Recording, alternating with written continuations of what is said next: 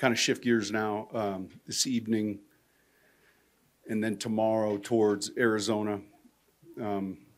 We've actually, within the framework of practice, all the special teams work we're doing, we're kind of getting those guys prepped.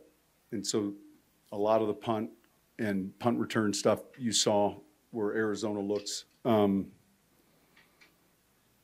questions? Did you mostly avoid bad news with Lynchy? Yeah, so they're both, with him, it's a knee sprain.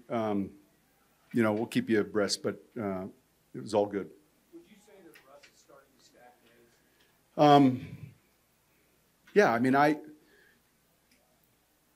a little bit more like making sure we're progressing as a team, and certainly like today, Cortland had a fantastic practice, and I said this before, there's always ebbs and flows to this training camp, defense and offense, and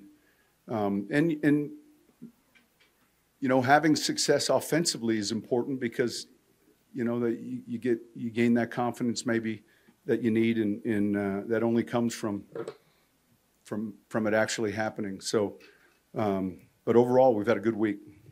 There's been reports out of Arizona. There's been some issues with their field. Is that any concern of yours, or take a look at it? Yeah, I mean, we'll go out as best we can ahead of the game and get an idea of which shoes. They had trouble with the Super Bowl there. I don't know if it's the same field. I know they practiced there all during training camp. So my experience with that field is it's always been a fast, firm track. May not always be green. There's, because they're getting so much work on it, but it's always been a good, firm surface that you can run on. But we'll pay attention to it when we get there, and if we have to change what we're wearing, then that's part of the deal. What are you hoping to see? Will that impact who plays at all? The field? No. What are you hoping to see out of Russell Wilson on? Well, the same thing I'm hoping to see out of the rest of the starters. You want to get in there. You want to see clean execution, timing. Most importantly for the quarterback is, you're moving the ball and giving yourself a chance to score. I think that'll be important for everyone, not just him. How much do you rely on the starters for when they're done playing to coach up those other guys? Yeah, that's a little bit more what I was discussing the other day, and all of a sudden that made national news. So I think that it's important. I said it last night. It may not be the most important game for a handful of players, but in some cases it's the most important game in some players' life. And so just that, that respect for the game and that we're into the game, we're paying attention to who's in, and I think, I think that's really important. Whoever's in the game, you're helping them when they come off to the sidelines. A lot of young players, some of them their first game, so that's the good part about it. You speak a lot about the vision for a player. How is the vision for Adam Troutman evolved from when you were in the Lens? Yeah, good question. The one thing interesting about this tight end group is that, man, there's some clear roles that you can see, strengths and weaknesses these players have. Adam's the one guy out here that, he does a good job, solid job at blocking. He gives you some flexibility within the route tree.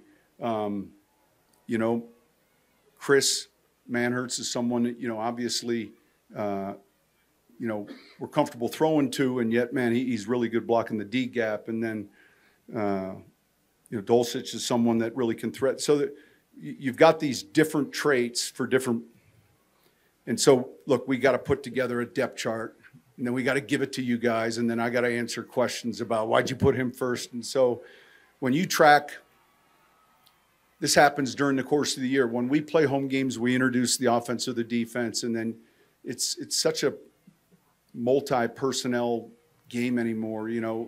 Week one, if I'm introducing the offense, maybe the fullback gets introduced. Week two or the next home game, it's defense. The next time around, you introduce the 2 tight ends and 3 receivers. And so it's not like it used to be where you just lined up in 21 and your 2-minute was in 21. And if there was a substitution, it was a big deal. It's much different. And the same goes defensively. you know, and so I could have put the slash there, but you guys, I think, know it better. Those tight ends are all playing.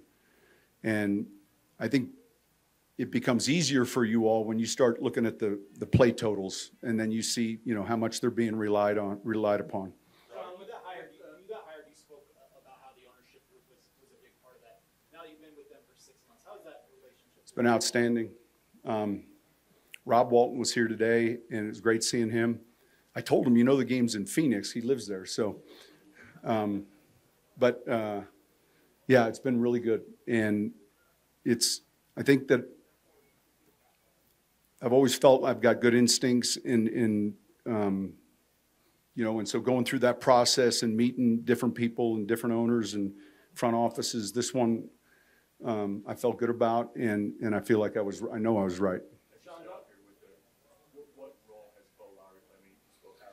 Yeah, he oversees all the training room stuff. He oversees the food service. He oversees the weight room, the players' health and well-being. And you guys will get to know him over, you know, the course of a season. He's tremendous with the players. And part of that is, you know, there's a buy-in, right? And when you're in that position, you're selling your program and why it's good to be here for your rehabilitation in the off season. And I just saw it all take place in New Orleans. And it's hard to find those type of guys. It really is. And so that was a really important hire for us. Sean, going back to tight ends, Chris Manhart can step off the basketball coach and become this good of a blocker. What you say about, I guess, other guys who maybe are more pass catchers in terms of their ability to become that? Yeah, I mean, here's the thing you would say is, let's just say we're talking tight ends and we're looking for a certain body type, right? You know, height, weight.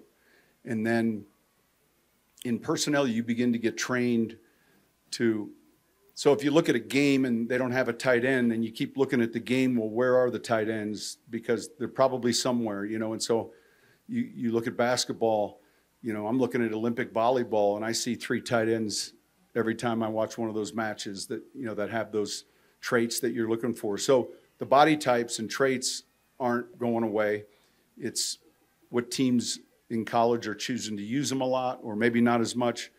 So you're always trying to project, you know, when you're thinking outside the box relative to, it kind of started with Antonio Gates, you know, and then, you know, Jimmy Graham played, you know, 1 season with Miami, but he was a 4-year letter winner in basketball.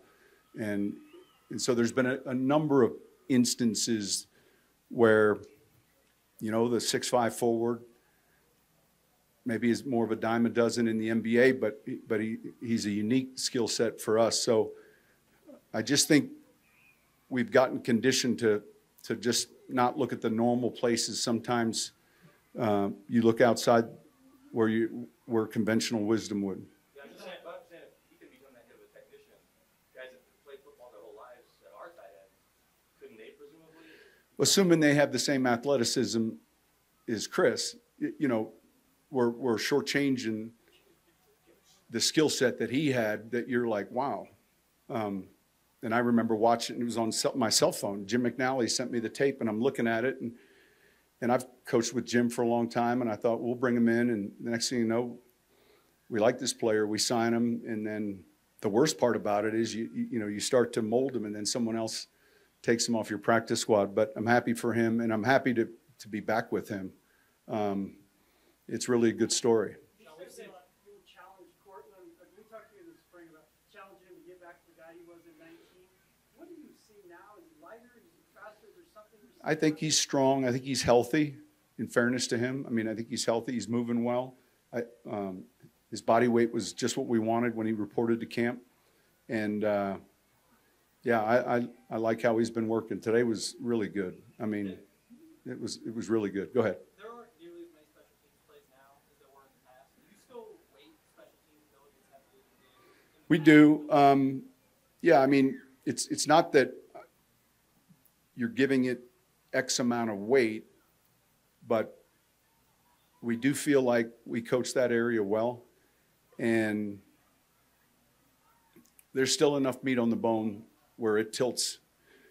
I mean, if you believe or work with hidden yardage at each yard's worth a point, or really 100 yards is 7 points, you're really defending, covering every blade of grass. So, and then, we have a punter that can throw. We just take an aggressive approach to all of that. I know the depth chart is Frank Hart seem to be a little bit on a different program when it comes to the team. How are you bringing that?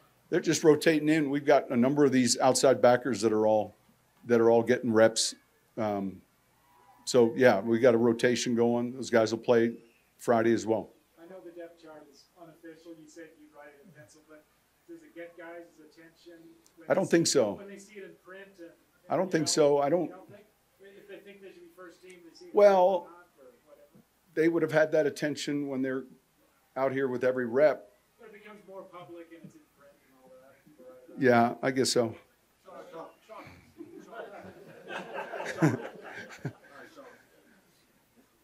Sean, I was wondering, me and Joseph talked about this is one of the deepest outside linebacker groups because they tend to be possessed. And Jonathan Cooper in particular, what do you like about his skill set? He's pretty explosive. I think he's got good hands, good length, and I do think he plays hard. And this front requires a physicality to it. When you're playing a gap and a half, two gap type defense, it's a very physical front. And so, but his explosiveness and his get off are things that we value. One more. Yeah. He's kind of one of these guest coaches. He's in for a few days throughout the season, helping us with pass rush. He's kind of I told him he's putting his toe in the water with coaching right now. He hadn't jumped in the cold pool yet. A little bit. We had some tough games. George, of course, did, Minnesota, and we played against those guys a lot. And then over the years, got to know him really well. And so his name came up in the off season, and he was interested. We spoke a number of times. He came in during the spring, and then we'll have him kind of on a schedule here. Sean, as you're working on the radio calls with Russ into him, what did you learn kind of over the years of that process with your quarterback? They can maybe sometimes give you advantages on how you go about it. Yeah, I think first off, 90% of the errors come from the sender, and so I'm the sender. And so, my eyes aren't getting any better, but it's important that I'm quick. Or if Joe's calling it, he's quick. Whoever's given the play through the headset, it's quick and efficient. The obvious thing is to get to the line of scrimmage with as much time as possible. And so the less time you have, the less you can do at the line of scrimmage. So in and out, up and down, on and off, quickly with the personnel. Every once in a while as a play caller, you can get caught watching the game, and you need to be, pressing that button right when the play ends. And so you got to start thinking, all right, if it's 1st and 10 and you call a play, now I'm pretty upbeat and I would say glass half full, but I'm looking at my 2nd and 10 thoughts, assuming it's incomplete, and then quickly shifting gears. So getting the play in fast to the quarterback is the key. And then, and so we're trying to really stress these guys right now so that the game, it becomes a little easier. And so we're on them about getting up to the line of scrimmage. We're on them. And so occasionally there'll be, I'll repeat the play, and when you have a fixed game plan, then it's easy to know here are the formations, and by the end of the week you have it. When you have a glossary of training camp, you try to reduce some of the variables. The key for us Friday night is to be able to evaluate our players. And the last thing I want is players getting bogged down because of a shift in emotion. So let's go play, and then we'll get into the specifics when the season starts. Thanks.